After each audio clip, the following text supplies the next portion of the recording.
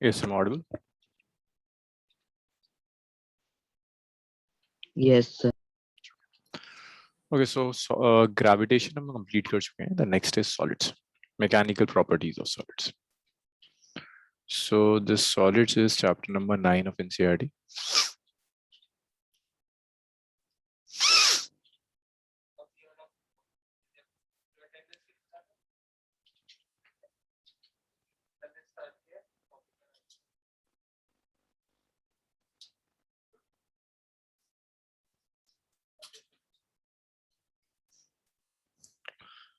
इसका full name is mechanical properties of solid.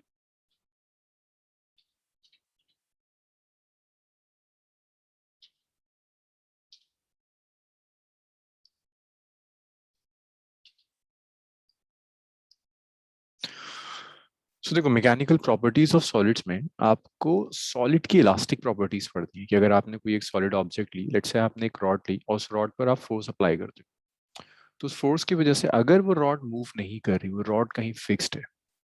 Let's take this example कि आपने एक रॉड ली और उस रॉड को आपने किसी जगह फिक्स कर दिया. अगर ये रॉड फिक्स्ड है और आप इस रॉड के ऊपर फोर्स अप्लाई कर रहे हैं, so due to this force rod की लेंथ चेंज हो सकती है. लेंथ का, इस रॉड का एरिया चेंज हो सकता है. ऐसा हो सकता है ना कि रॉड स्ट्रेच हो जाए, लेंथ चेंज हो गई. ये भी पॉसिबिलिटी है कि अगर आपने एक सॉलिड ऑब्जेक्ट ली और आपने फोर्स अप्लाई करना शुरू किया, तो ये पॉसिबल होगा कि ये सॉलिड ऑब्जेक्ट कंप्रेस कर जाए, इसका वॉल्यूम कम हो जाए. एक पॉसिबिलिटी और भी, अगर आप किसी सॉलिड सॉलिड ऑब्जेक्ट के ऊपर आप फोर्स अप्लाई कर रहे हो, तो उस फोर्स की वजह से सॉलिड ऑब्जेक्ट का शेप चेंज हो जाए. तो ये सारे चेंजेस आ सकते हैं. लेंथ में चेंज आ सकता है अगर वो मूव नहीं कर रहे, तो लेंथ चेंज हो सकती है, वॉल्यूम चेंज हो सकता है, शेप चेंज हो सकता है. अब इन सबको चेंज करने के बाद ये पॉसिबिलिटी है कि ये बॉडी दोबारा से अपनी ओरिजिनल कॉन्फ़िगरेशन रीगेन करे. लाइक आपने फोर्स अप्लाई करी, शेप चेंज हो गया, लेंथ चेंज हो गई. जैसे ही आप फोर्स विड्रॉ करोगे, ये बॉडी दोबारा से अपनी ओरिजिनल कॉन्फ़िगरेशन रीगेन कर जाएगी. आपने फोर्स अप्लाई करी, वॉल्यूम चेंज हो गया. जैसे ही आप फोर्स विड्रॉ करेंगे, पॉसिबिलिटी है कि बॉडी दोबारा से वही वॉल्यूम रिगेन कर ले. शेप चेंज हो गया, पॉसिबिलिटी है कि जैसे ही आप फोर्स विड्रॉ करेंगे, बॉडी दोबारा से वही शेप रिगेन कर ले. तो वो प्रॉपर्टी जिसकी वजह से बॉडी अपनी कॉन्फ़िगरेशन फिर से रीगेन कर लेती है, ओरिजिनल लेंथ रीगेन कर ले, ओरिजिनल वॉल्यूम रीगेन कर ले, या शेप रीगेन कर ले, that property is known as elasticity.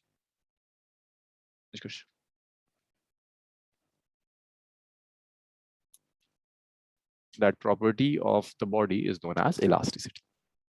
तो इस चैप्टर में आपको पर्टिकुलरली इलास्टिसिटी स्टडी करना है.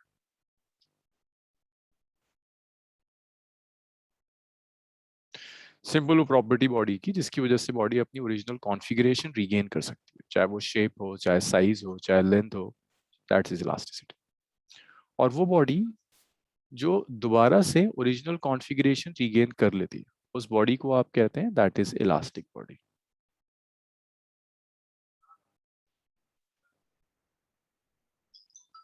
That's an elastic body. जो दोबारा से अपनी ओरिजिनल कॉन्फ़िगरेशन रीगेन कर ले, that body is known as elastic. अच्छा, इसमें जितनी डेफिनेशंस हैं, जो इंपॉर्टेंट डेफिनेशंस हैं, वो मैं लिख दूंगा. जो आपसे कोई नहीं पूछता, आपके पास पीडीएफ आ जाएगा जिसमें वो सारे नोट्स होंगे. Near to perfectly elastic body is quartz fiber.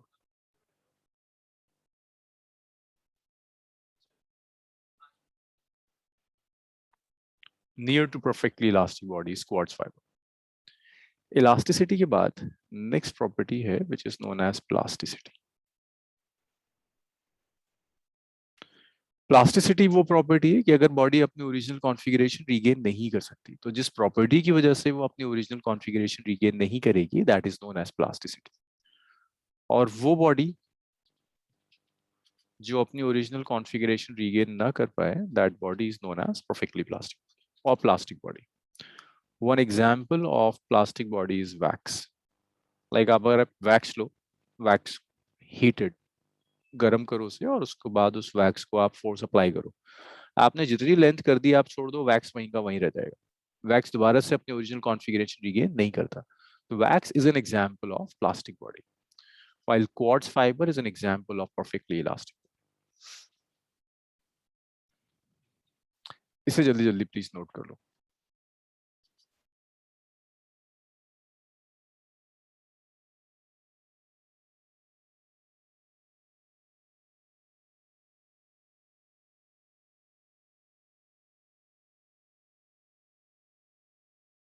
Sir आप ये डायग्राम फिर से एक्सप्लेन कर देंगे?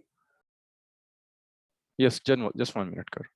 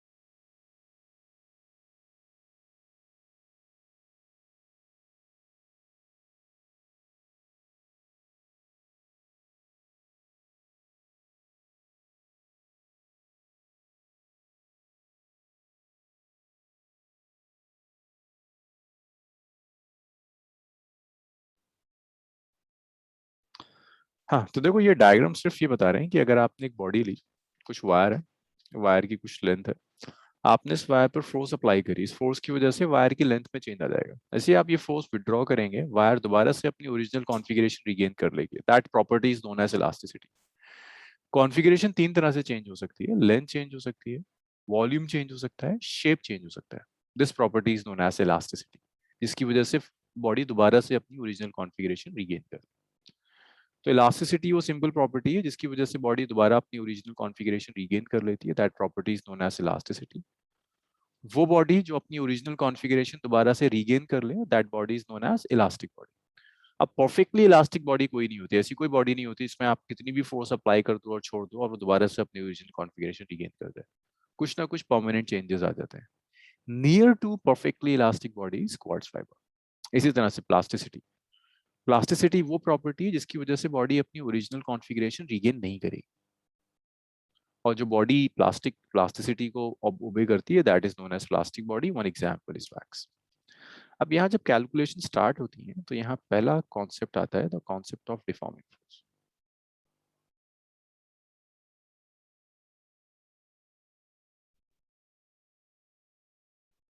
तो देखिए डिफॉर्मिंग फोर्स क्या चीज, ये वो फोर्स है जो फोर्स बॉडी की कॉन्फ़िगरेशन चेंज कर सकती है। मींस जिस फोर्स की वजह से बॉडी की लेंथ चेंज हो जाए, एरिया चेंज हो जाए या वॉल्यूम चेंज हो जाए, that is known as deforming force. So external force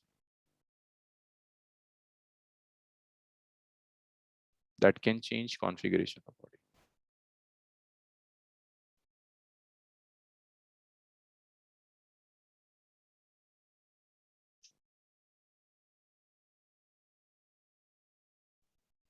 तो वो फोर्स जो बॉडी की कॉन्फ़िगरेशन चेंज कर दे, that force is known as deforming force.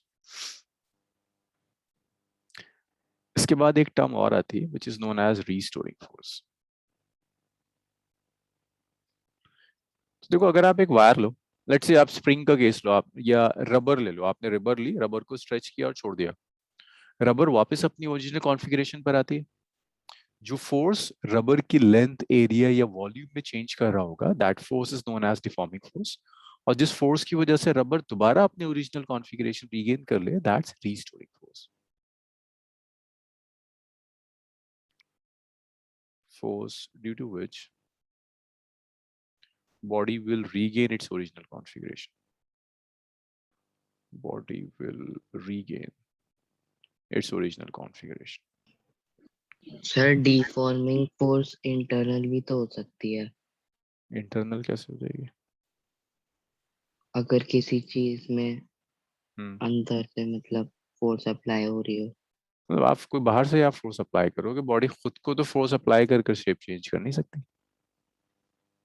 मैं आपको अगर एक अगर बात, टेम्परेचर और प्रेशर बदलेंगे तो हम टेम्परेचर चेंज नहीं कर रहे हैं, वो टेम्परेचर जब आप चेंज करोगे तो आप थर्मल प्रॉपर्टीज में लोगे। यहाँ टेम्परेचर चेंज नहीं हो रहा, टेम्परेचर चेंज होने की वजह से कुछ नहीं आ रहा।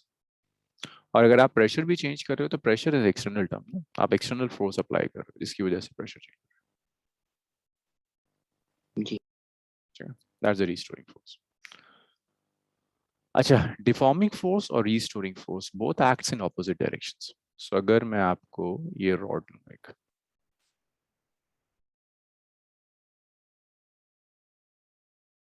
is a rod, length of the rod is L, इस रॉड पर मैंने एक फोर्स अप्लाई करी and due to this force length of the rod is changing. Rod की लेंथ चेंज हो जाती है, रॉड की लेंथ चेंज हो गई, डेल्टा एल चेंज आ गया लेंथ। मुझे बताओ भाई ये फोर्स कौन सी है? दिस इज डिफॉर्मिंग फोर्स और restoring force? Deforming. Reforming. This is deforming force.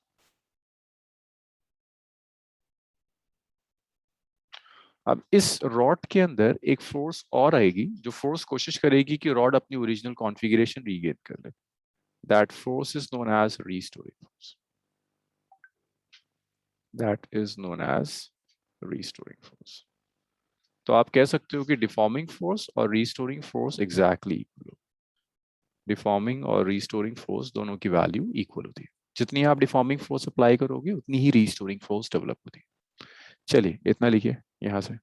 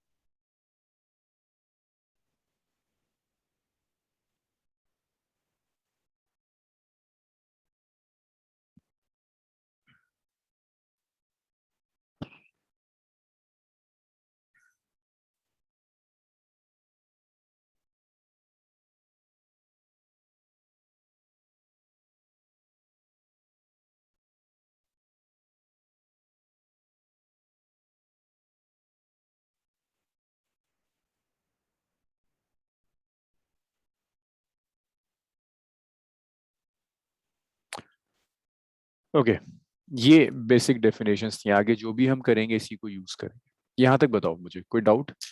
Elasticity, plasticity, deforming force, restoring force और ये फैक्ट कि डिफॉर्मिंग और रीस्टोरिंग फोर्स इक्वल हो। यहाँ तक कोई डाउट? अनवी, अक्षत, दिव्यांशु, उमर? No, sir. कोई डाउट नहीं है। Yashika? F R negative of F D होना चाहिए ना? मैंने जस्ट मैग्नीट्यूड्स लिखे। अच्छा सर, ठीक है। सर अच्छा एक बार ये एग्जांपल्स रह गए थे मेरे पहले के दो के। हो गया, क्वार्ट्स और ये वैक्स। Yes sir done. अच्छा एक बात बताओ, मैंने एक वायर ली और उस वायर को ना, it's a massive wire, wire का कुछ मास है, बहुत ढंग से सुनना क्वेश्चन, मैं किसी से भी पूछ लूंगा। और उस वायर को मैंने लेकर हैंग कर दिया। सीलिंग से हैंग कर दिया, एक स्टील की wire, it's a very heavy wire, उसको मैंने हैंग कर दिया। वो वायर अपने ही वेट की वजह से एलोंगेट हो रही है। मुझे बता सकते हो अक्षत, उस वायर पर डिफॉर्मिंग फोर्स कौन सी एक्ट कर रही है? कौन सी फोर्स है जो डिफॉर्मिंग फोर्स की तरह एक्ट कर रही है? The gravity. Gravity, right. उस वायर का जो वेट है वो उसे पुल कर रही है, that's gravity which is acting as a deforming force. अच्छा, अब कुछ टाइम के बाद वो वायर अपनी कॉन्फ़िगरेशन दोबारा से रीगेन कर लेती है। लाइक किसी तरह से मैं उसको वर्टिकल की जगह हॉरिजॉन्टल रख देता हूँ और वायर दोबारा से अपनी ओरिजिनल कॉन्फ़िगरेशन रीगेन कर लेती है। अब बता सकता है तुम में से कोई कि कौन सी फोर्स थी जिसने एज अ रीस्टोरिंग फोर्स की तरह काम किया होगा? Normal way. हाँ। The tension. नहीं। इलास्टिसिटी। इलास्टिसिटी तो प्रॉपर्टी है, फोर्स कौन सी आई होगी? इंटरमॉलिक्यूलर फोर्सेस सुनी है आपने, जो दो अलग अलग मॉलिक्यूल्स के बीच में एक्ट करती हैं? Yes sir. तो यहाँ बेसिकली अगर आप ये वायर ले रहे हो तो उस वायर में होगा क्या? कई मॉलिक्यूल्स होंगे ना।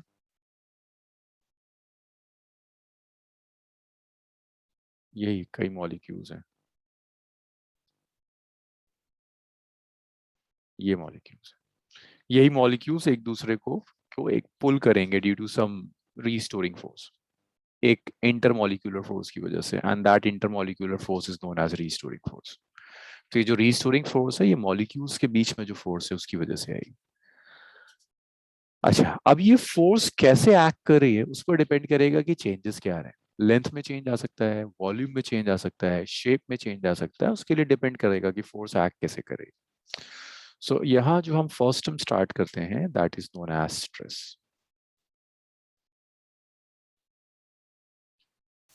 सो देखो, स्ट्रेस का मतलब होता है यहाँ जो भी रीस्टोरिंग फोर्स डेवलप हुई, that restoring force per unit area stress. तो आप इसे ऐसे लिखो, this is restoring force, restoring force per unit area. तो restoring force per unit area is stress. Unit area में जो भी रीस्टोरिंग फोर्स एक्ट कर रही है उसे आप स्ट्रेस कहो। सो आप इसको ऐसे लिख सकते हो, stress is force divided by area. अब ये जो एरिया है ना, that's area of cross section. जितने एरिया पर फोर्स एक्ट कर रही है हम सिर्फ वो एरिया कंसीडर करेंगे। मीन्स अगर आपने इस वायर को ऐसे हैंग किया हुआ है तो ये वाला जो एरिया है सिर्फ आप ये एरिया काउंट करोगे, टोटल एरिया काउंट नहीं करोगे, area of cross section. Stress के बाद नेक्स्ट देखिए, टाइप्स ऑफ स्ट्रेस।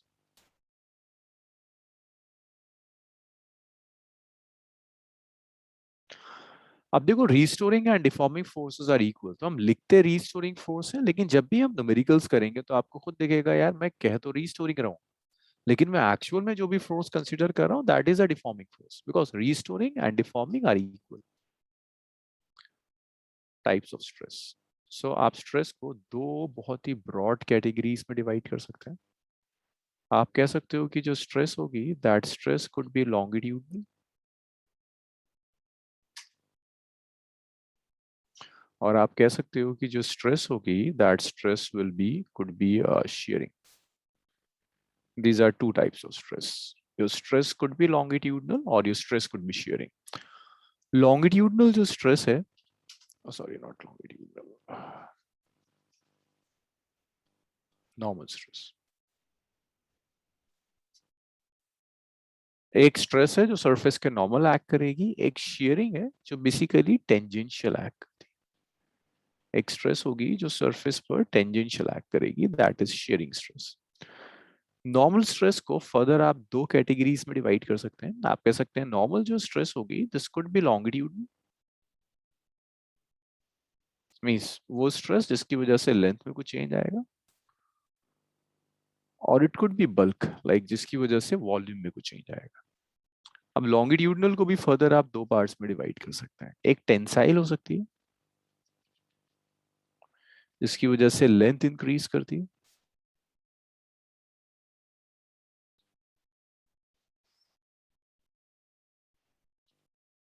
और इट कुड बी कंप्रेसिव,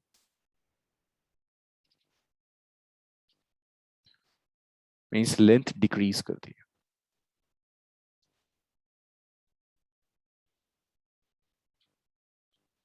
सो यहाँ अगर मैं कह रहा हूँ टेंसाइल है तो ये जो दोनों फोर्सेस हैं ऐसे एक्ट कर रही होंगी, ऐसे खींच रही होंगी। कंप्रेसिव है तो एक फोर्स ऐसे एक्ट करेगी राइट में, एक लेफ्ट में एक्ट करेगी। तो ये है आपका type of stress. Normal stress, sharing stress. Normal को हम दो पार्ट्स में डिवाइड कर सकते हैं, एक लॉन्गिट्यूडनल होगा, एक बल्क होगा। लॉन्गिट्यूडनल को हम दो पार्ट्स में डिवाइड कर सकते हैं, एक टेंसाइल होगा और एक कंप्रेसिव हो जाएगा। टेंसाइल वो जिसकी वजह से लेंथ इंक्रीज हो रही है, कंप्रेसिव वो जिसकी वजह से लेंथ डिक्रीज हो जाएगी। These are the types of stress and stress is nothing but force upon area, restoring force divided by area. इतना लिखो, फिर हम स्ट्रेन पढ़ेंगे। अब मुझे इसमें डाउट्स बताओ।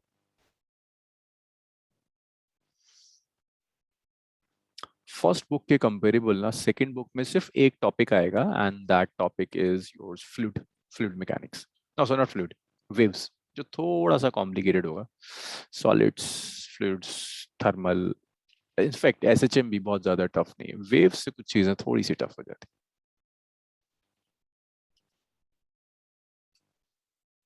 है। And remember second term is subjective. Second term में सिर्फ एमसीक्यूज नहीं आएंगे।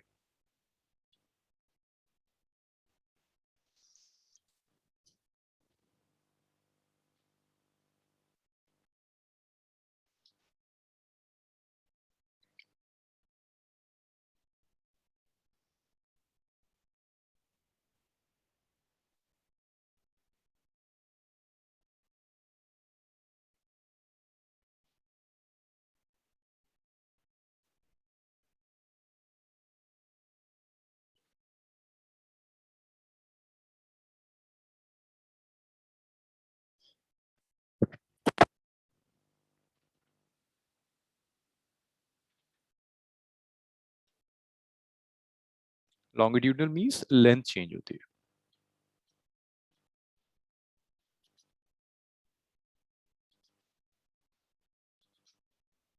या वॉल्यूम चेंज होता है।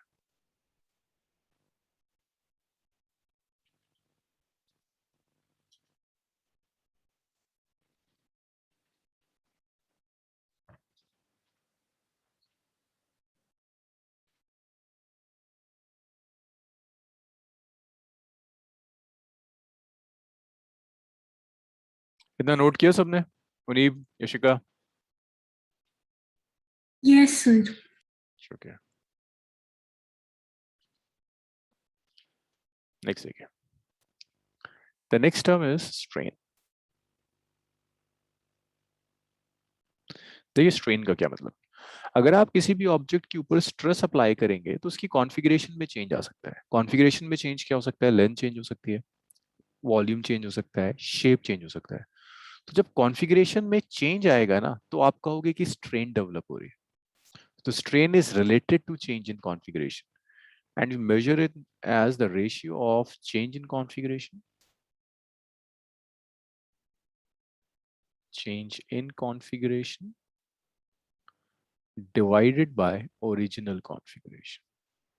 So that is strain, which is change in configuration divided by original configuration. इसे हम strain कहेंगे। strain को हम further फिर आप strain को तीन parts में classify कर सकते हो। देखो ये तो बड़ा स्ट्रेट फॉरवर्ड है ना। टाइप ऑफ स्ट्रेन एक लेंथ में चेंज की वजह से आएगा, एक वॉल्यूम में चेंज की वजह से आएगा, एक शेप में चेंज की वजह से आएगा। So we have three types of strains. एक है लॉन्गिट्यूड, नाम बता रहा है लेंथ चेंज हो रही है। एक स्ट्रेन है आपकी जो वॉल्यूम में चेंज होने की वजह से आ रही है, दैट्स वॉल्यूमेट्रिक।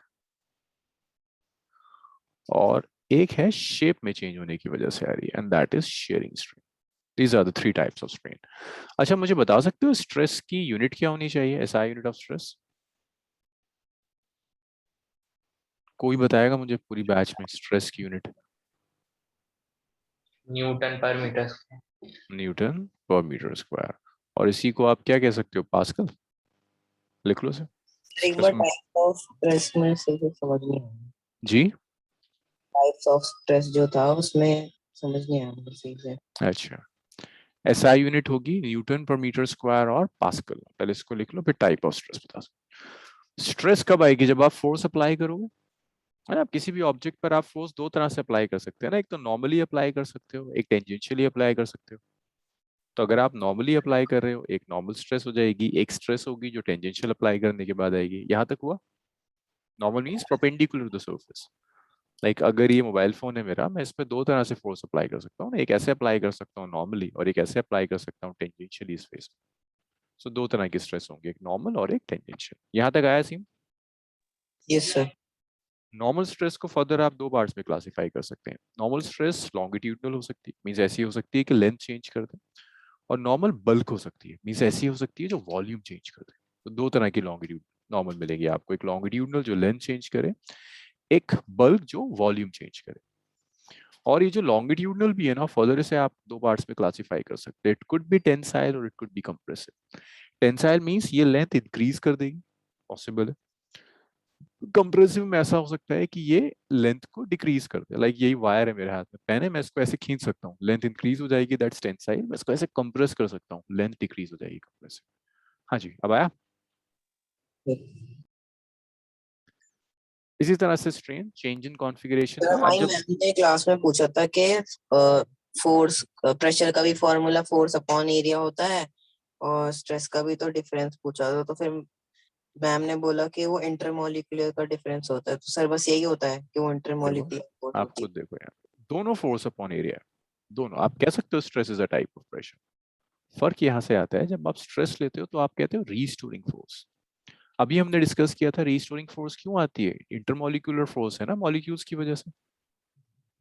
तो आप कह सकते हो stress is a type of pressure, but stress में जो फोर्स इन्वॉल्व होती है that's always an intermolecular force. ये फर्क, इंटरमोलिकुलर और प्रेशर किसी भी तरह की फोर्स की वजह से आ सकता है।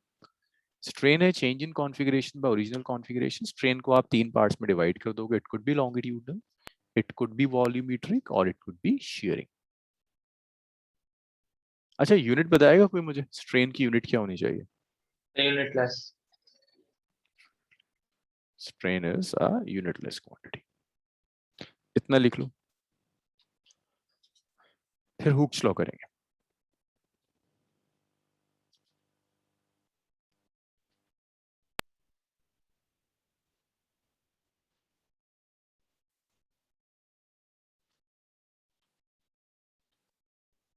स्क्रॉल करूं सर? लिखा आपने? लिखूं, स्क्रॉल करूं सर?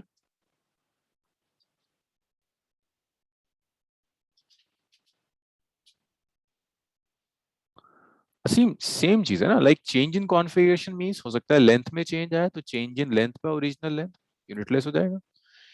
हो सकता है ये वॉल्यूम में चेंज की वजह से आए, तो change in volume by original volume, volume से वॉल्यूम को डिवाइड करोगे तो यूनिटलेस हो जाएगा। अभी करेंगे एक एक टाइप की स्ट्रेन कैलकुलेट करेंगे, तब देखेंगे कि कब क्या कैसे आता है। अभी लिखा दिव्यांशु, नम्रा? यस। अब देखो नेक्स्ट इज हुक्स लॉ।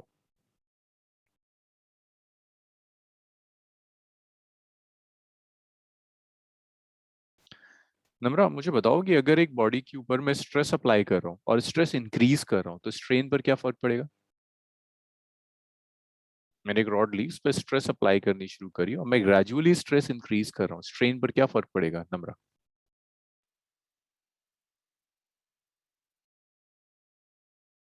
इस नम्रा मुझे कुछ सुनाई नहीं दिया, आपका माइक काम नहीं कर रहा शायद आज। आप चैट रूम में बता दो मुझे क्या होगा। ठीक है सीम। हाँ नम्रा, अगर मैं स्ट्रेस इंक्रीज कर रहा हूँ तो स्ट्रेन पर क्या इफेक्ट पड़ेगा? मैं होस्ट हूँ।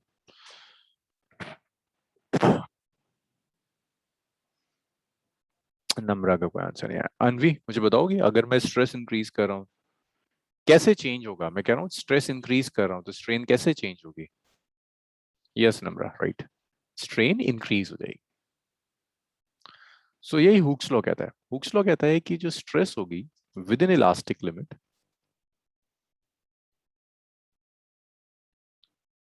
हुक्स लॉ कहता है विद इन इलास्टिक लिमिट। देखो इलास्टिक लिमिट का क्या मतलब है? Elastic limit means external force की वो वैल्यू जब तक आपका मटेरियल परफेक्टली इलास्टिक है, मींस आप उतनी फोर्स अप्लाई कर रहे हो जब तक अगर आप फोर्स विड्रॉ कर देते हैं तो बॉडी दोबारा से अपनी ओरिजिनल कॉन्फ़िगरेशन रीगेन करता है, दैट्स इलास्टिक लिमिट।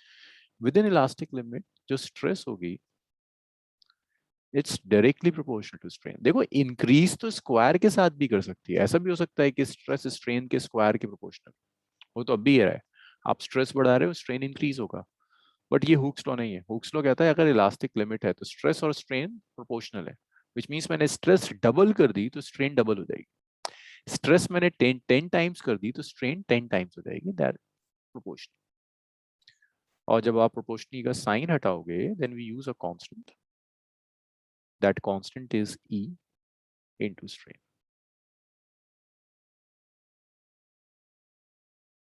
दोनों तरफ स्ट्रेन हुआ। सॉरी स्ट्रेस है ना left.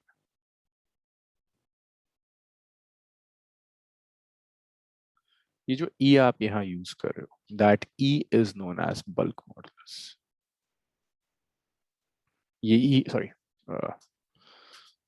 not exactly bulk modulus but modulus of elasticity।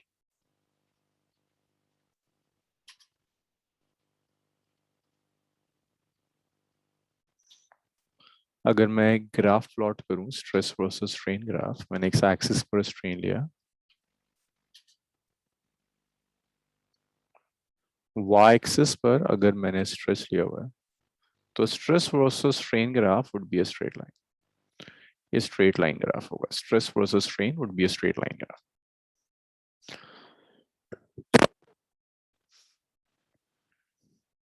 अगर आप इस ग्राफ का स्लोप कैलकुलेट करो, दिस एंगल इज थीटा, अगर आप स्लोप लेते हैं slope will be equal to tan theta.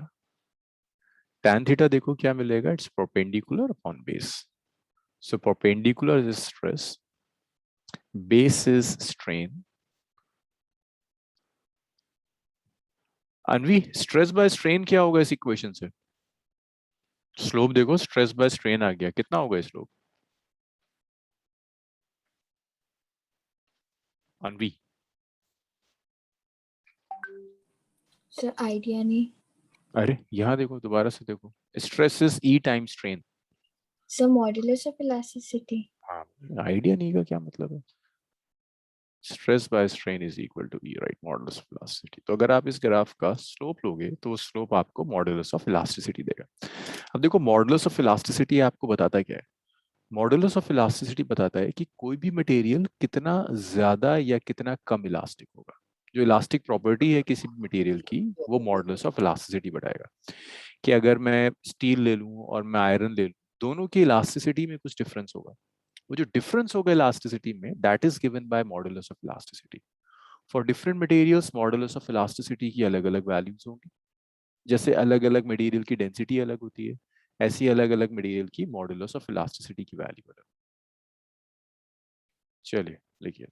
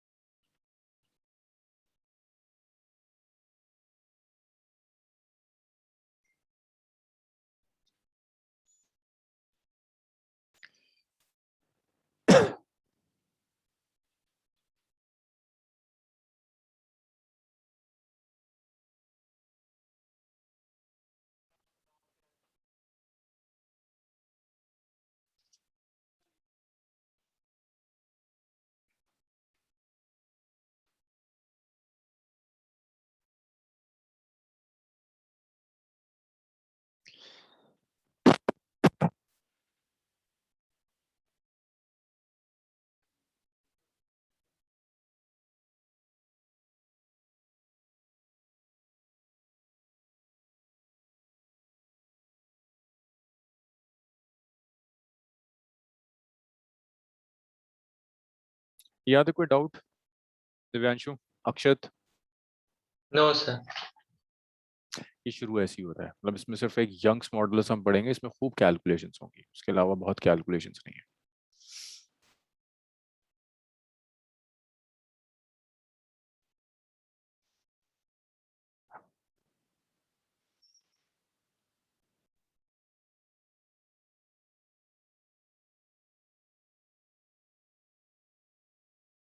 अच्छा यशिका, इस E की यूनिट क्या होगी? मॉडुलस ऑफ इलास्टिसिटी की यूनिट क्या होनी चाहिए? SI unit of E।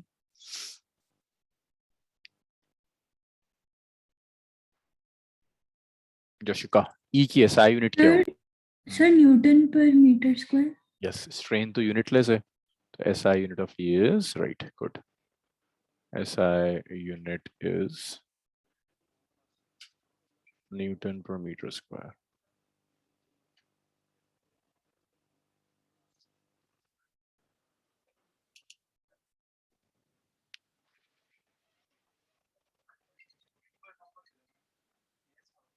असीम देखता हूँ, मुझे पता नहीं उस मटेरियल के बारे में। चलिए, ये आ गया आपका। इसके बाद types of modulus of elasticity.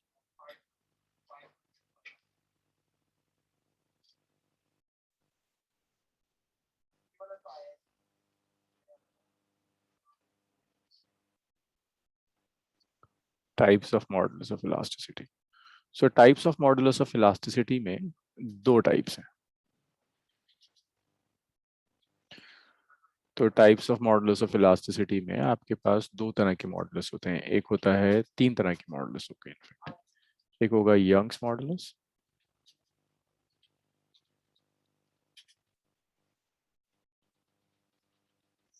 एक होगा बल्क मॉडुलस, एक होगा मॉडुलस ऑफ रिजिडिटी।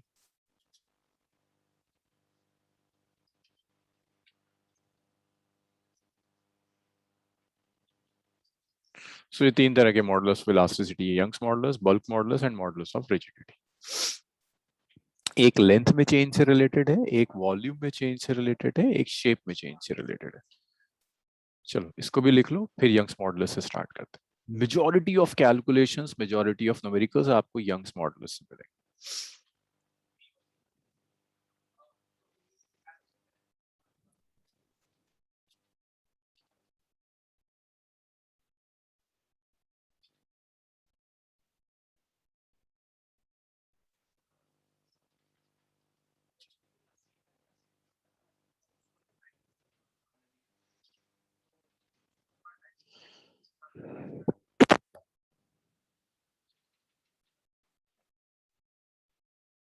देखिए यंग्स मॉडुलस क्या होता है। यंग्स मॉडुलस आप तब यूज करोगे जब चेंज लेंथ में आ रहा है। It's related to change in length, it's related to change in length, that's Young's modulus. Young's modulus को ऐसे लिख सकते हो आप, this is the ratio of normal stress and longitudinal strain. Means length में चेंज हो रही है, लेंथ में चेंज के लिए जो स्ट्रेस आप अप्लाई करोगे दैट शुड बी नॉर्मल, और जो स्ट्रेन में जो होगी longitudinal strain, longitudinal strain, normal stress और लॉन्गिट्यूडनल स्ट्रेन। सो देखिए नॉर्मल स्ट्रेस कैसे कैलकुलेट करते हो। ये आपने एक वायर ली, ये जो मैं वायर ले रहा हूँ ना, वायर के जो एंड्स हैं they are circular ends.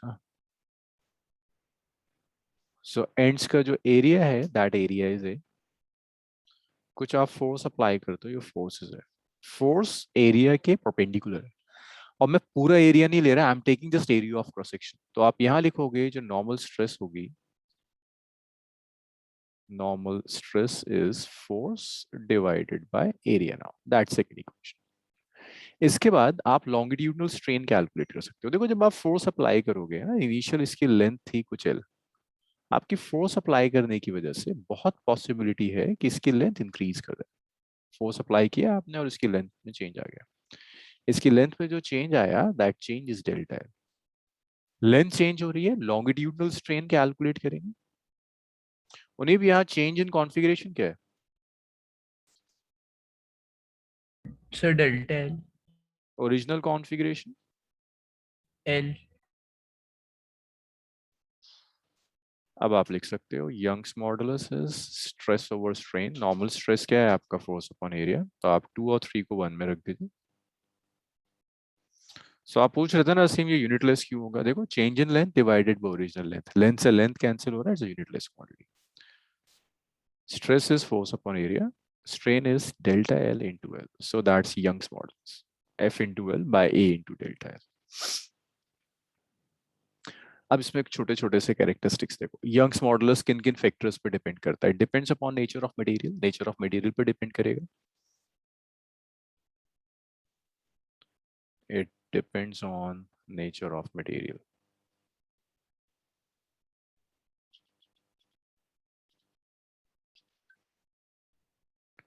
Nature of material पे डिपेंड करता है। और जो भी मटेरियल जितना ज्यादा इलास्टिक होगा उसके लिए यंग्स मॉडुलस की वैल्यू उतनी ज्यादा होगी। सो अगर मैं आपसे कह रहा हूँ Young's modulus of material A is greater than Young's modulus of material B, that means A is more elastic than B. More elastic than B means कि ए में जो लेंथ में चेंज आएगा that change will be less than the change in length in B.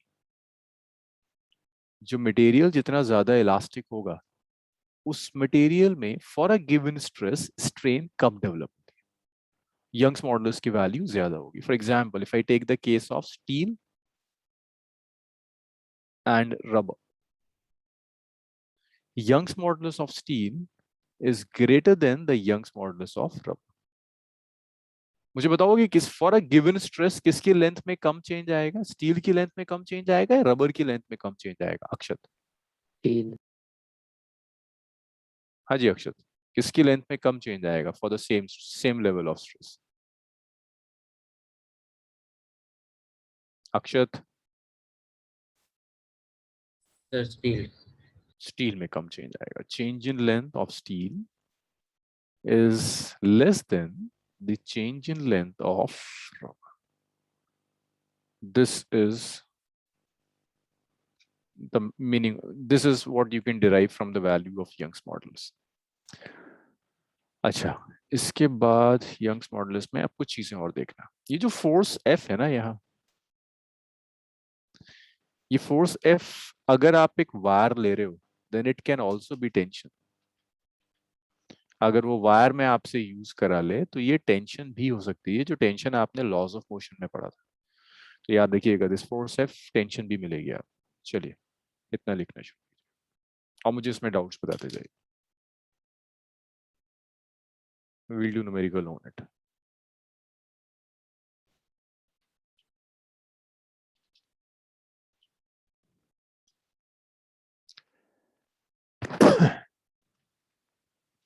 पहले कुछ कुछ conceptual questions करेंगे इसमें, फिर न्यूमेरिकल्स पर आएंगे। भाई ये वो टॉपिक्स हैं जहां से कंसेप्चुअल्स बहुत आते हैं, बहुत प्रोबेबिलिटी होती है कंसेप्चुअल्स के आने की।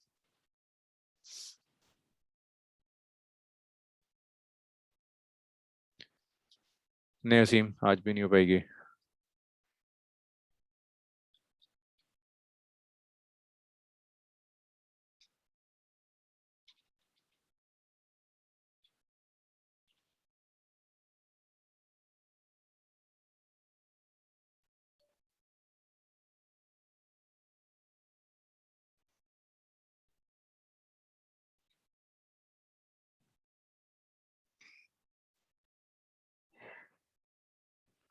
सालिक कब ज्वाइन किया आपने? अभी 10 मिनट हुए यंग्स मॉडुलस से। फिर तुमने गड़बड़ मारी। हाँ मैंने देख लूँ, यहाँ पे मैं फोकस, यहाँ पे देख लूँ। अच्छा, इससे पहले कुछ खास नहीं है, बस इलास्टिसिटी से रिलेटेड है ये सब, कि अगर आप फोर्स अप्लाई करेंगे बॉडी पर तो उसकी लेंथ, एरिया, वॉल्यूम में चेंज आएगा। फोर्स हटा दोगे तो दोबारा से बॉडी वहीं पहुंच जाएगी जहां से चली। अगर लेंथ में चेंज आएगा तब हम यंग्स मॉडुलस जैसी चीजें यूज करते हैं। अरे लिखा इतना, स्क्रॉल करूं इसे? यस।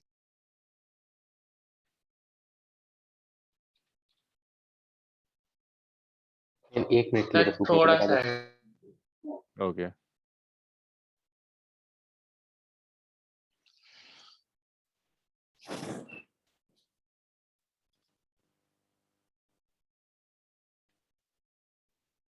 हो गया, अब नीचे कर दीजिए।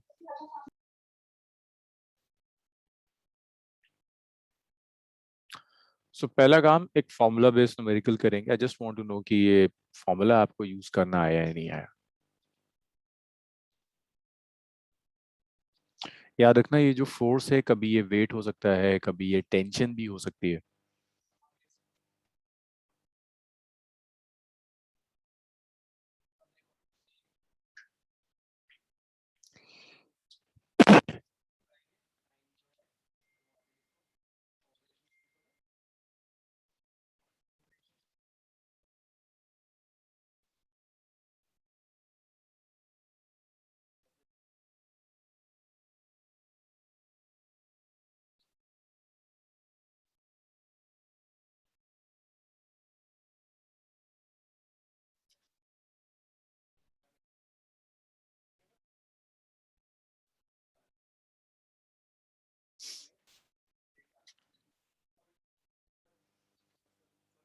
तो इलास्टिसिटी दो ऑब्जेक्ट्स की कंपेयर करने के लिए हम ये यूज करते हैं, डायरेक्टली निकाल सकते हैं। अगर आपको इलास्टिसिटी कंपेयर कर दिए then you should know modulus of elasticity.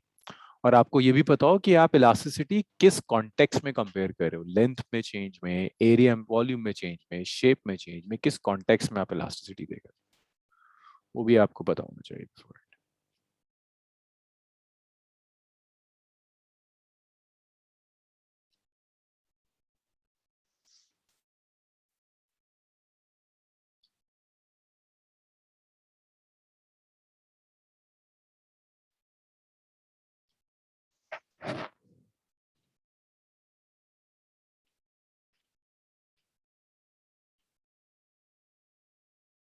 Sir अगर वाई बी से बड़ा हुआ है तो ए ज्यादा इलास्टिक होगा ना?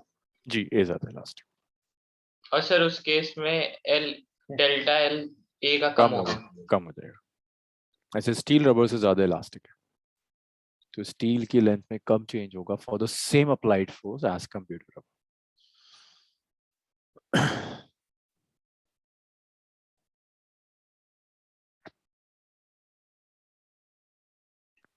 स्टील रबर से ज्यादा कैसे इलास्टिक है? इलास्टिसिटी का मतलब ये नहीं होता कि कॉन्फ़िगरेशन में कितना चेंज आया। इलास्टिसिटी का मतलब ये होता है कि आपने कॉन्फ़िगरेशन में अगर चेंज ला दिया तो वो बॉडी अपनी ओरिजिनल कॉन्फ़िगरेशन कितनी तेजी से रीगेन कर देता है। That object is more elastic. जब जैसे ब्रिज होते हैं, अच्छा आपको क्या ये लग रहा है कि स्टील की कॉन्फ़िगरेशन चेंज नहीं होती? हाँ उमर, ऐसा लग रहा है कि स्टील की लेंथ कभी चेंज नहीं होती? नहीं, पूरा वो जो तो सच है। स्ट्रक्चर होता है वो स्टील की इसी स्ट्रेंथ पर तो बेस्ड होता है कि स्टील कितना ज्यादा इलास्टिक है। जो ब्रिज भी होते हैं, जब ब्रिज के ऊपर कुछ वेट पड़ता है जी। तो ब्रिज ऐसे कर कर चेंज हो जाता है, उनका शेप चेंज हो जाता है। फिर जब वो वेट हट जाता है तो दोबारा ओरिजिनल कॉन्फ़िगरेशन में आते हैं। ऑलमोस्ट सारे ब्रिजेस के साथ होता है, इवन बिल्डिंग में भी। ये जो सरिया लगता है दैट स्टील है ना, वो उसकी इलास्टिसिटी पर पूरी बिल्डिंग की स्ट्रेंथ बेस्ड है। जब आप वेट डालते हो लाइक किसी भी फ्लोर पर जब बहुत ज्यादा वेट डालता है तो वो स्टील इलास्टिसिटी की वजह से बेंड होता है, और जब वो वेट हट जाता है तो दोबारा से अपनी ओरिजिनल कॉन्फ़िगरेशन में आ जाएगा। सो दैट इज इलास्टिसिटी, कि आपने अगर डिफॉर्मिंग फोर्स हटा ली तो वो बॉडी कितनी तेजी से अपनी ओरिजिनल कॉन्फ़िगरेशन रीगेन कर जाएगी, जो स्टील में बहुत ज्यादा होता है बट नॉट इन रबर। अब देखिए इसमें तो नेक्स्ट स्टील ज्यादा जल्दी रीगेन करता है रबर से? स्टील तेजी से रीगेन करता है।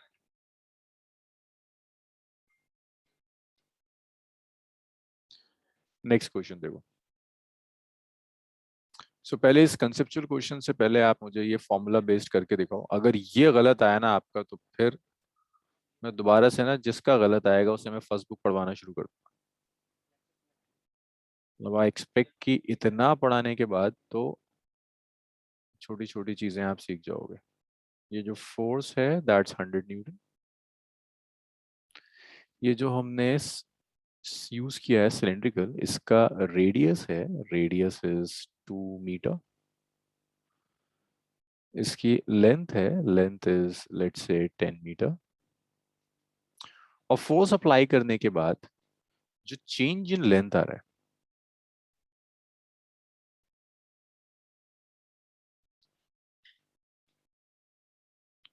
लेंथ में जो चेंज आया that change in length is delta L.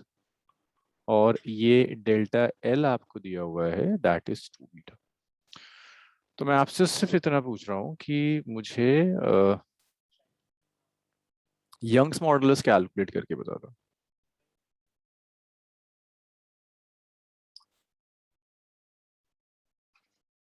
Young's modulus calculate करके बताइए क्या। चलिए करिए।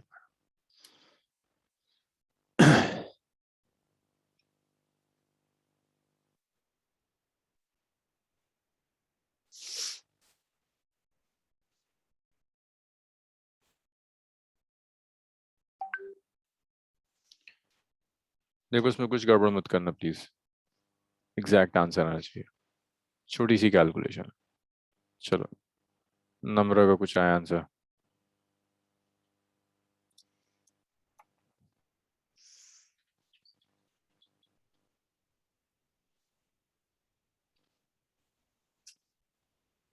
नम्रा का सही आ रहा है।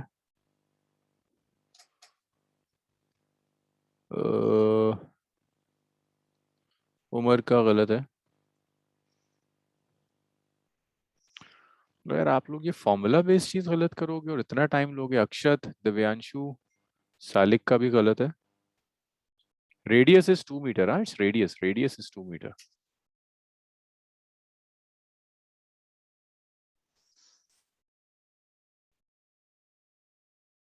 और भाई यहाँ area of cross section use करते हैं। Cross section is circular, circular का area is pi r square. This is circular cross section, area is pi r square. उनीब का सही है। अक्षत इतना टाइम, दिव्यांशु का सही है।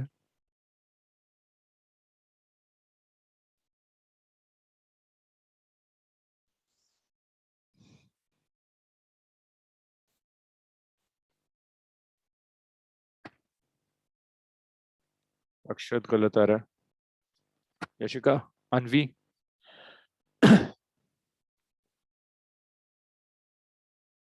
असीम ने भी कैलकुलेट नहीं किया अभी तक। क्या कर रहे हो अनवी एंड यशिका? इतना टाइम तो नहीं लग सकता है इस क्वेश्चन में। सीधा सर आप होस्ट हो कि को होस्ट हो? मैं होस्ट हूँ आज। ओ मैंने को होस्ट में भेजी, एक मिनट सर। ओके, फैकल्टी, ये मेरी मिस्टेक। यशिका का भी आ गया। अनवी का मैं वेट कर रहा हूँ। सालिक का भी गड़बड़ आ रहा है। उमर का, हाँ उमर अब सही है। अनवी का भी सही है।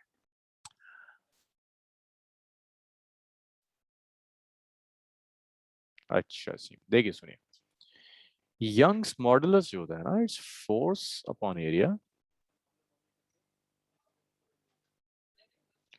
Change in length over original length. Force कितनी अप्लाई करी? 100।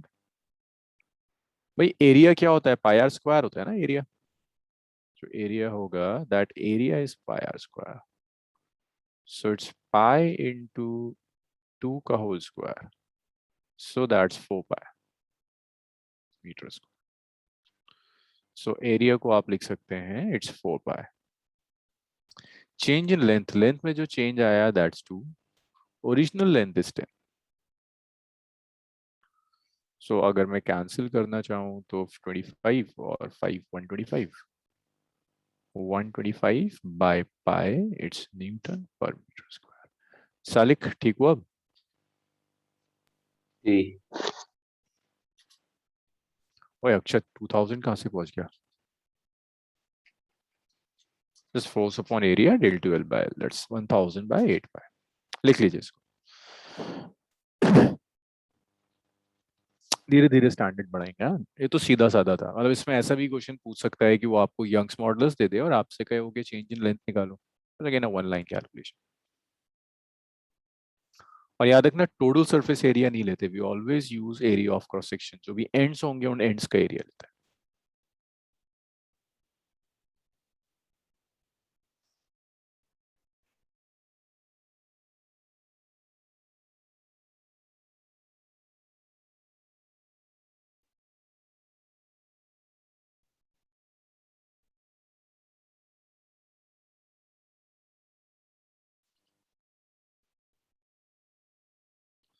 नेक्स्ट देखिए, two wires of same length and material but of different radii. अच्छा, अगर मटेरियल सेम है इसका क्या मतलब है? These two wires have same Young modulus और different Young modulus? Same. Same sir Young. Same. So let's call one as A, another as B. Material is same, so YA is equal to YB. This we know. They have same length, so length of A is equal to length of B now. But different radii है, so एक का radii RA कह देते हैं और एक का radii RB कह देते हैं। ये equal नहीं है। Radii से क्या मिलेगा? सालिक, रेडियस क्यों दे रहा है? क्या कैलकुलेट होगा रेडियस? एरिया। एरिया।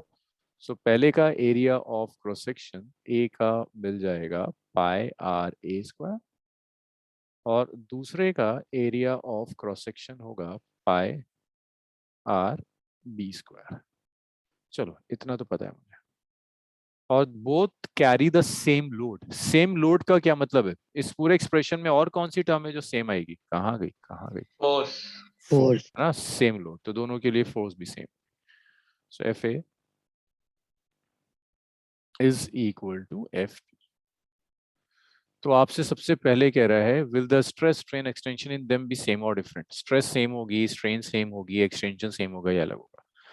एक काम करो ना, रेशियो कैलकुलेट कर लेते हैं। अगर रेशियो 1 आ गया दैट मीन्स सेम है, रेशियो 1 नहीं आया दैट मीन्स डिफरेंट है। तो फर्स्ट पार्ट देखते हैं, स्ट्रेस। सो देखो भाई, स्ट्रेस को आप ऐसे लिख सकते हो, स्ट्रेस बाय स्ट्रेन होता है यंग्स मॉडुलस, या नहीं स्ट्रेस ऐसे लिखते हैं ना, फोर्स अपॉन एरिया। तो अगर आप स्ट्रेस ले रहे हो बॉडी ए के लिए, छोटा, तो force on body A divided by area of A का एरिया क्या होगा, पाई आर ए स्क्वायर। यही डिवाइड कर लेते हैं ना, stress of A divided by stress of B, यही ले लेते हैं। Stress of B, stress of B क्या होगा Salik? F B by pi r A B, A r B का होल स्क्वायर। हाँ, so it's force of B divided by it's pi r B whole square. So देखो forces तो equal है ना दोनों, so this force will cancel this force, pi will cancel this pi, कितना आ गया, r B square divided by r A square. So Anvi, यहां से आप क्या कंक्लूड करोगे, स्ट्रेस दोनों की सेम है या डिफरेंट? Sir same. सेम है ना, आर बी और आर ए तो इक्वल है। अरे अनवी, अगर सेम दो क्वांटिटी सेम है तो उनका रेशियो क्या आएगा, 1 आएगा। Yes sir, 1:1। लेकिन यहाँ 1:1 आया, यहाँ रेशियो क्या आ रहा है अभी? Sir r² b divided by r² a। And r A और आर बी तो इक्वल है नहीं, कह रहा है डिफरेंट रेडिया है। Yes sir. अब बताइए क्या स्ट्रेस इक्वल है? No sir. चलो तुमने गलत बताया, अब आप मुझे सेकंड पार्ट बताओगे। सेकंड पार्ट में मैं आपसे कह रहा हूँ I need the ratio of strain, strain of A divided by strain of A divided by strain of. So Young's modulus stress और यंग्स मॉडुलस और स्ट्रेस के टर्म्स में मुझे बता सकते हो क्या होगा एक्सप्रेशन अनवी? स्ट्रेन का एक्सप्रेशन चाहिए मुझे in terms of Young's modulus and stress. Sir strain equals to Young modulus divided by stress. Good, ये होता है ना, यंग्स मॉडुलस होता है स्ट्रेस बाय स्ट्रेन, तो स्ट्रेन क्या आ जाएगा, स्ट्रेस बाय यंग्स मॉडुलस। तो आप लिख सकते हो this is Young's modulus of A divided by stress of A divided by Young's modulus of B divided by stress of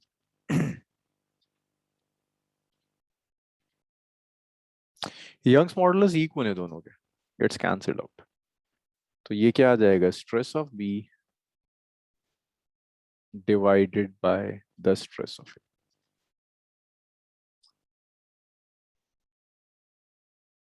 और देखो B by A, stress of A divided by stress of B था RB square by RA square। तो stress of B divided by stress of A क्या होगा Divyanshu? Yes sir. मैं कह रहा हूँ stress of A divided by stress of B is r B square by r A square. तो Yes, sir. Stress of B divided by A क्या होगा? Sir r square upon r B square. देखो stress of A by stress of B is r B square by r A square. तो stress of A divided by B by A क्या होगा? सब r square upon r B square, ये तो बता रहे। Sir, yes sir, am I audible? Yes Okay. Yes you are audible. Sir ये 1 upon strain नहीं हो जाएगा अगर हम यंग मॉड्यूलस को स्ट्रेस से डिवाइड करेंगे? 1 अपॉन स्ट्रेन होगा या स्ट्रेन होगा? अरे हाँ उल्टा हो गया ना, राइट। उल्टा हो गया, रुको एक मिनट।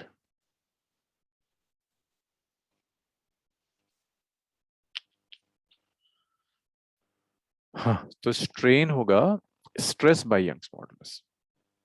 तो आप लिख सकते हो दिस इज स्ट्रेस ऑन ए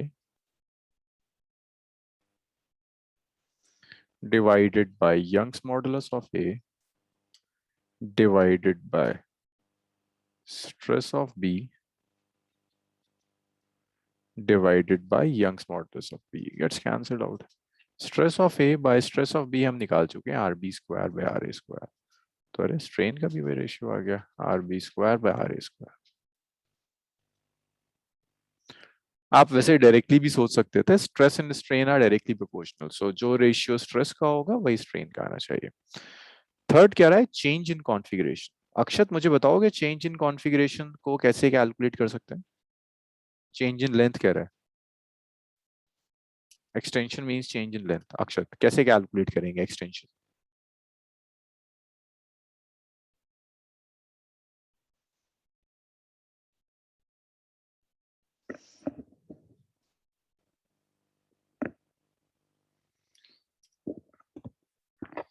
अक्षत और कौन बताएगा? उमर तुम बताओगे एक्सटेंशन कैसे कैलकुलेट करेंगे? स्ट्रेस का रेशियो आ गया. Change in configuration by original से तो कि सिर्फ रेडियस चेंज हो रहा है. अरे रेडियस कहाँ चेंज हो रहा है, लेंथ चेंज हो तो रही है.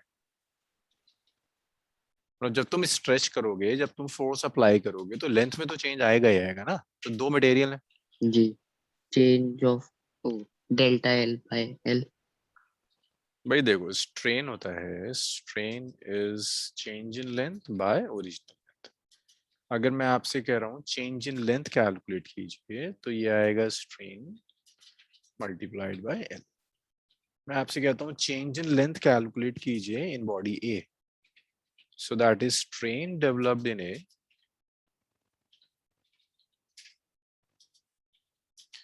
multiplied by length of A. Change in length of body B जो होगा that is strain developed in B multiplied by length.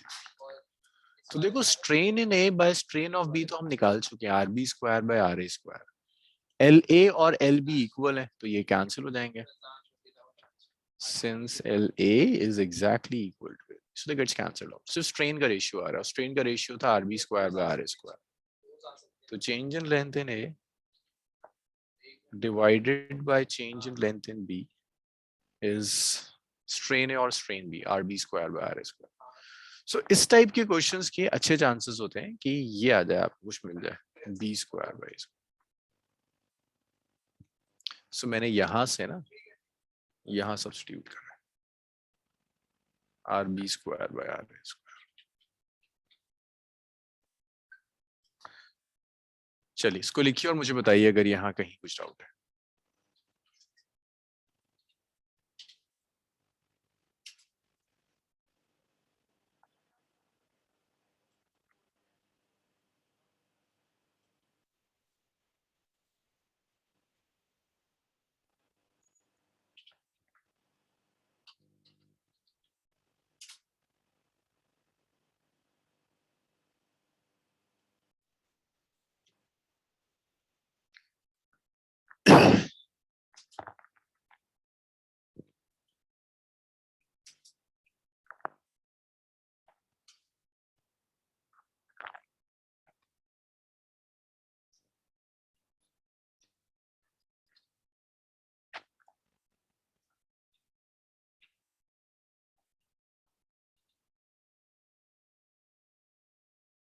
इसमें हमने सेम मटेरियल की वजह से लिया है ना, यंग्स मॉड्यूलस इक्वल दोनों का. राइट, सेम मटेरियल इसलिए यंग्स मॉडुलस सेम है. लेकिन अगर दोनों का रेडिया डिफरेंट दे रखा है तो एरिया ऑफ क्रॉस सेक्शन भी डिफरेंट हो जाएगा, तो उससे यंग मॉड्यूलस भी डिफरेंट नहीं आएगा. यंग्स मॉडुलस डिपेंड करता है nature of material. It's like refractive index, it's like density. Nature of material तो कांस्टेंट रहता है इररिस्पेक्टिव ऑफ रेडियस. अगर आप रेडियस चेंज करोगे दैट मींस आप स्ट्रेस चेंज कर रहे हो. स्ट्रेस चेंज होगी, स्ट्रेन उसी रेशियो में चेंज हो जाएगी ताकि यंग्स मॉडुलस चेंज हो.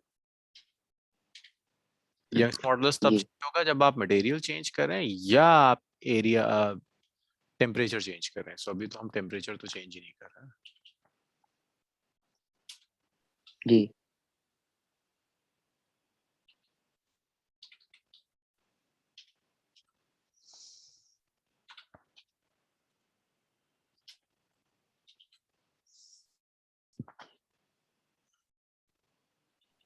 लास्ट वाले का आंसर क्या आया था? जी लास्ट वाले पार्ट का आंसर क्या है? सेम था, तीनों पार्ट्स का आंसर एक ही यार। सेम आंसर है भाई जो शुरू के 2 पार्ट्स का।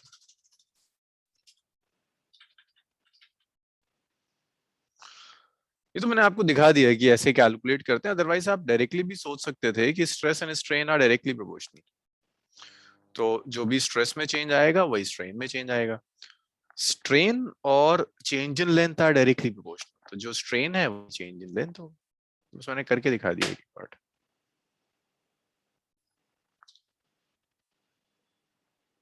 अक्षत कोई डाउट इसमें? Namra, no sir. Salik, no sir.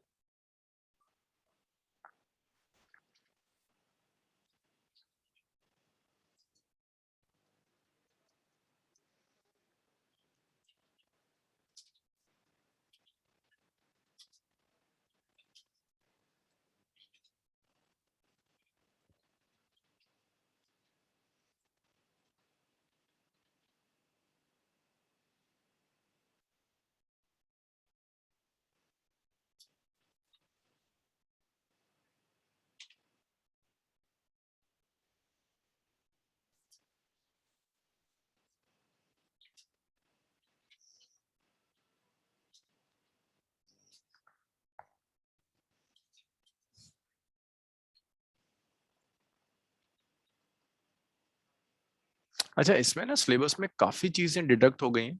मैं कराऊंगा क्योंकि 2023 में जब आप एग्जाम दोगे तब ये सब सिलेबस में होगा, लेकिन मैं आपको बताता चला जाऊंगा क्या क्या डिडक्ट हो गया। काफी कुछ है जो हटा दिया सिलेबस से, तो जो डिडक्ट हो गया उसमें हम डिराइव नहीं करेंगे।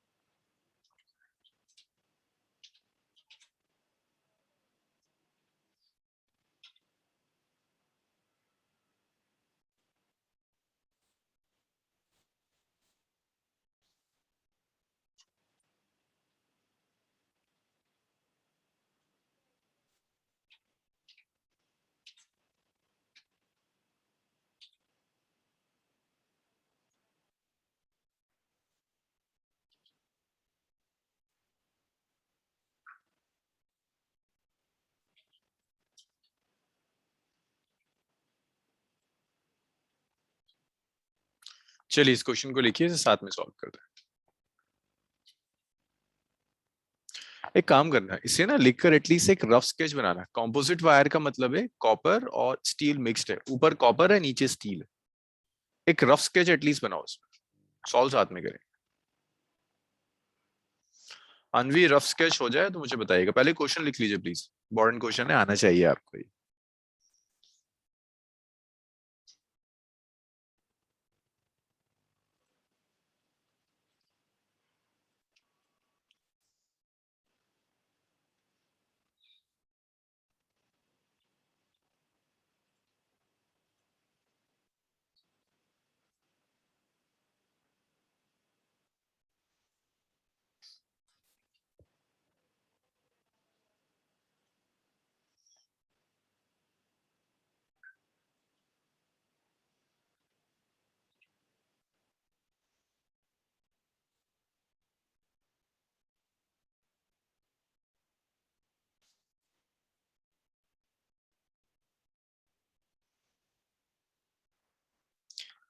अनवी हुआ रफ स्केच बनाए? नहीं सर, एक्चुअली अभी मैं क्वेश्चन ही लिख रही हूँ। अच्छा लिखो लिखो लिखो। अक्षत हुआ क्वेश्चन लिखा आपने? सर एक सेकेंड सर।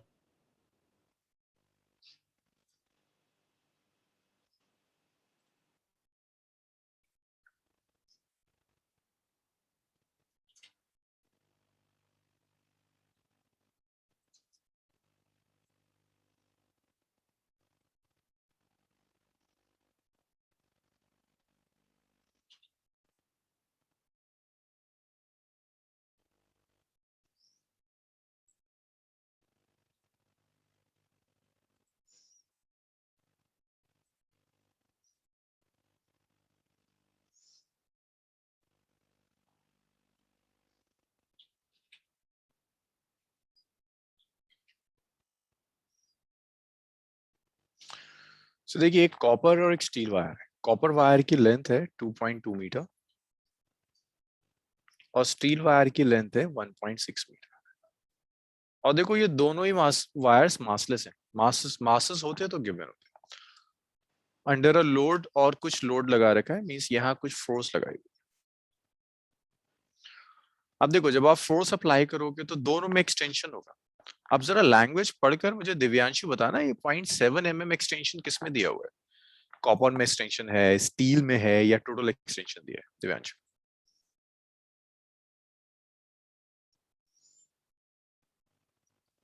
हाँ जी दिव्यांशु, ये 0.7 mm जो एक्सटेंशन है ये किस में दिया हुआ है? कॉपर में एक्सटेंशन, स्टील में एक्सटेंशन है, या ये टोटल एक्सटेंशन?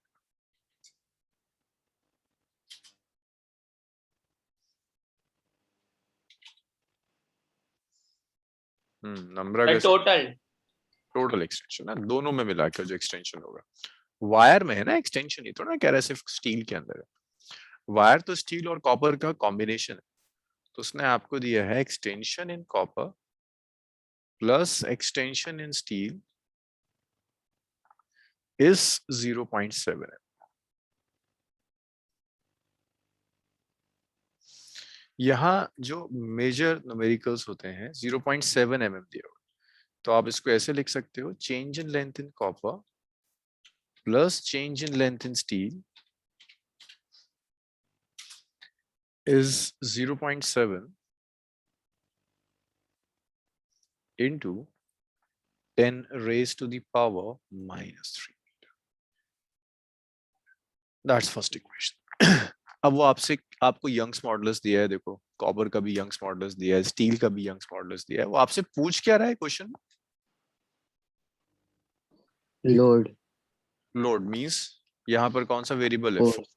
फोर्स आपसे पूछ रहा है। तो फोर्स कैलकुलेट करने के लिए ना आप ऐसे चल सकते हो, देखो यंग्स मॉडुलस अगर आप लिखते हो स्टील का, तो इस force acting on steel divided by area of steel, S is steel, length of steel divided by change in length of steel. Change in length of steel होगा force of steel divided by area of steel, length of steel divided by Young's modulus of steel. ऐसे ही आप यहाँ से ना change in length in copper निकाल सकते हो, same आएगा force on copper। अब force तो सेम है दोनों पर, force तो डिफरेंट नहीं है, तो यहाँ मैं F ही छोड़ देता हूँ।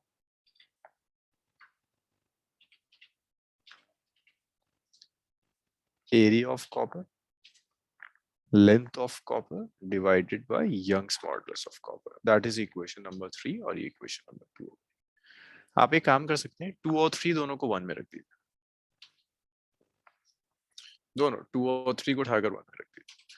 तो जब आप दोनों को 1 में रख दोगे, change in length of copper is force divided by length of copper area of copper into Young's modulus of copper plus force into length of steel divided by area of steel into Young's modulus of steel, which is equal to 0.7 into 10 raised to the power -3।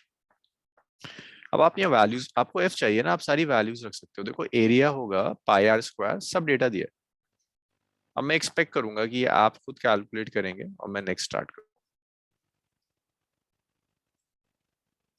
Area of steel will be πr steel का square Young's modulus of steel which is 0.7 into 10 raised to the power -3। सब given है यहाँ, F निकालना है, बस करिए इतना काम करिए। इसको लिख लिया था क्वेश्चन, इसको लिखना शुरू कीजिए।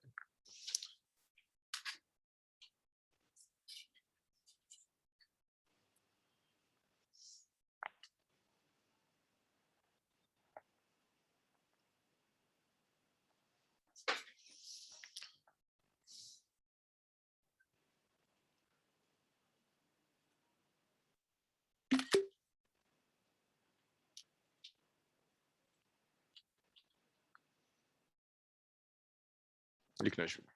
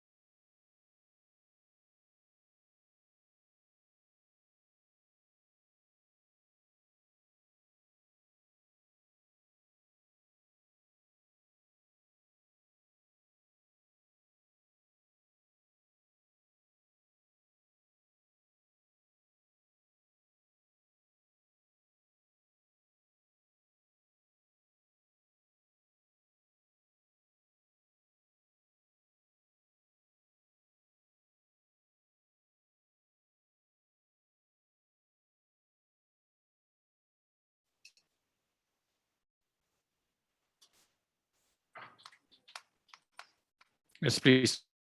Sorry, delete हो गया था कुछ. नीचे स्लाइड कर दीजिए.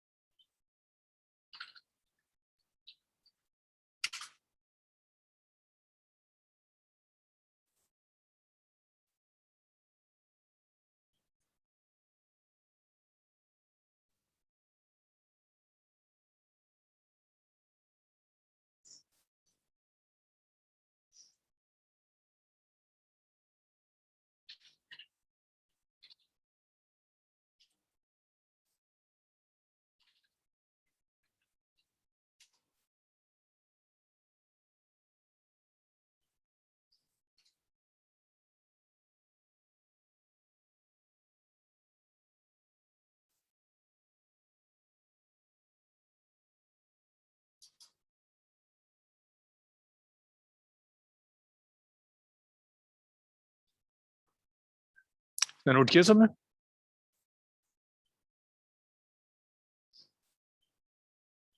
Yes sir. Okay, next question देखिए. सो ये प्लीज आपको होमवर्क है. लेंथ गिवन है, डायमीटर गिवन है, दैट मींस रेडियस गिवन है. देखो कोई कॉपर वायर की length, that means radius given है, यंग्स मॉडुलस गिवन है, you can get the value of F. तो यहां से आप एफ निकाल सकते हो. इसको लिखो. 11 क्वेश्चन, नेक्स्ट क्वेश्चन, इसको लिखिए.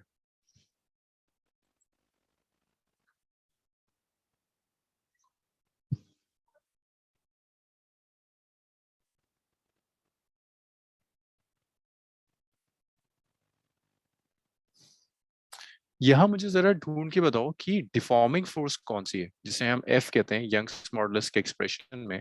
वो डिफॉर्मिंग फोर्स एग्जैक्टली है कौन सी?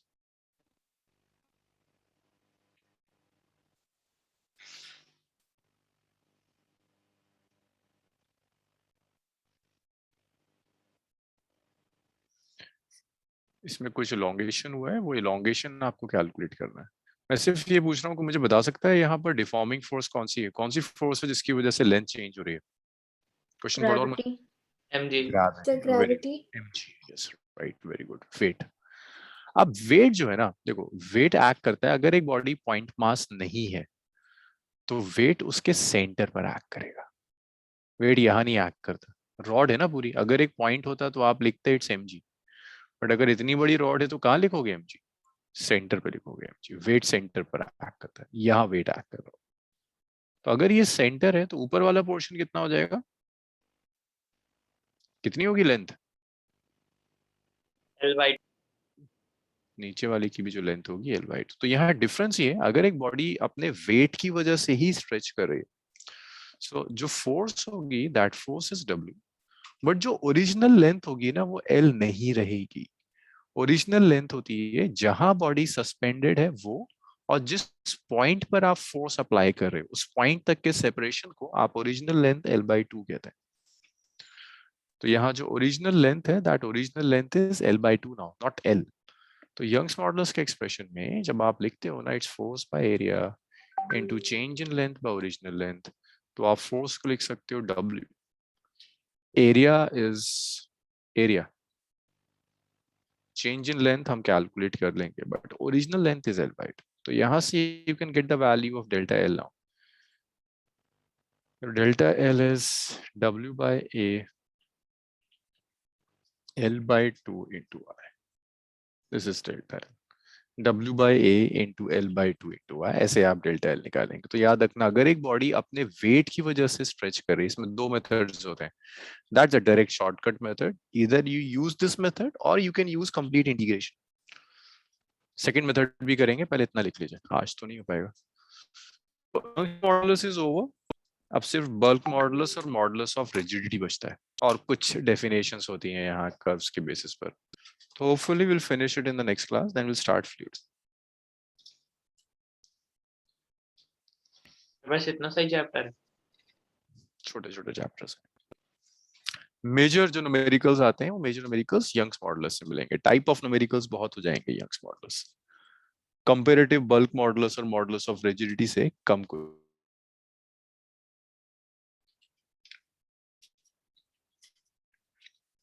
Okay so let's stop here थोड़ा सा नीचे कर दिया।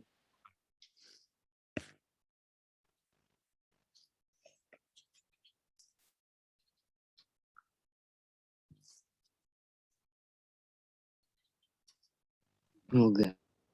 ओके आज यहीं छोड़ते हैं फ्राइडे कंटिन्यू वेडनेसडे कंटिन्यू करेंगे इसी को हाँ? चलो okay bye bye thank you Thank you. Thank you.